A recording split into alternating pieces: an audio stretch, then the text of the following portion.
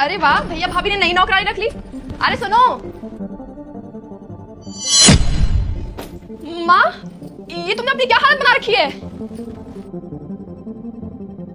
और आप ये सब काम इस उम्र में क्यों कर रही हो? और आप पोछा क्यों लगा रही हो? कुछ नहीं बेटा, घर का काम कर रही हूँ। अरे खुशी, तू कब आई?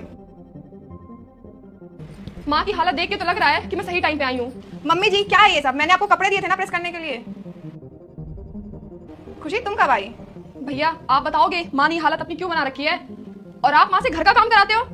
कैसी हालत बना रखी है, क्या मतलब है? ठीक तो है? क्या हुआ है तुम्हारी माँ को?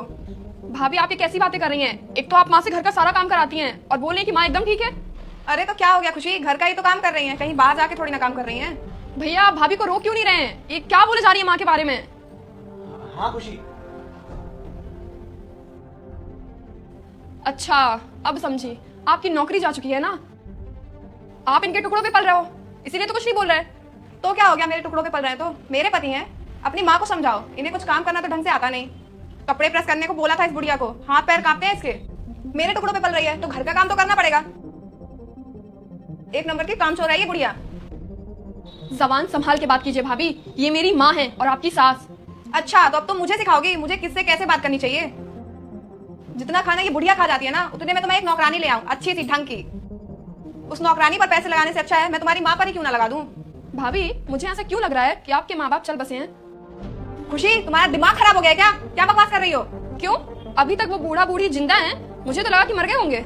हिमांशु अपनी बहन को समझा लो, वरना इसकी जवान निकाल के हाथ में दे दूंगी। अच्छा मैं आपके माँ बाप के बारे में एक शब्द भी ना बोलूं और आप मेरी माँ के साथ जो चाहे वो करें? इस घर का सारा काम कराती हो, कैसी बहू हो तुम? अरे तुम्हें इनकी हालत देख के भी तरस नहीं आ रहा है? 90 साल की है ये, 90 साल की। इस उम्र में आप इसे झाड़ू पोछा बर्तन, यहाँ तक कि अपने कपड़े प्रेस करा रही हो। शर्म करो भाभी, कितनी अच्छी सास मिली थी आपको, बेटी की तरह प्यार करती थी आपसे, लेकिन आपने क्या किया, नौकरानी बना के रख दिया। रुक जा बेटा, मैं शिव शंकर हूँ। अगर तू इस वीडियो को लाइक करेगा, चैनल को सब्सक्राइब करेगा, कमेंट में हर हर महादेव लिखेगा तो तुझे 5 मिनट बाद चमत्कार दिखाई देगा।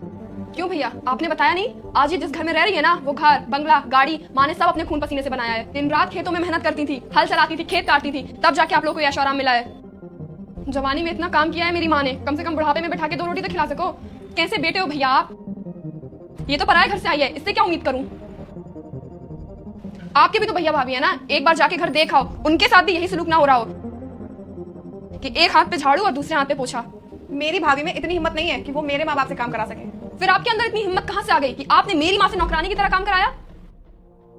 खैर मैं आपसे क्या बोलूं, जब अपना ही सिक्का खोटा होता है ना तो दूसरों को क्या दोष देना।